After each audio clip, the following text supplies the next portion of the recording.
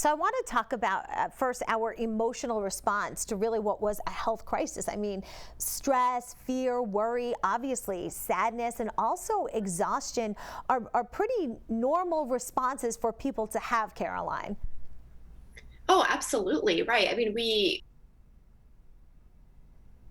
in a global psychological trauma, and that takes quite a bit of time to process. As much as we want to kind of snap our fingers and say, okay, we're good, we can carry on, our brain and our physiology actually changes when we experience trauma. And we need to make sure that we are navigating that and facing that and having those important conversations, getting treatment with that in order to navigate that in a healthy way.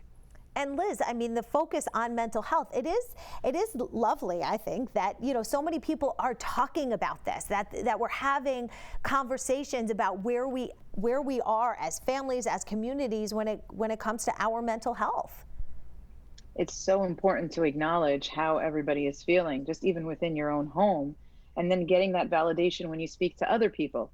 Not to say that we're not going to have different perspectives on how we can transition back, but it's been a process, and we were all forced to shut down, and that was a change, and we all resisted it. I'm speaking strictly on my behalf and my children's, as we were waiting for that 2 week period to be over.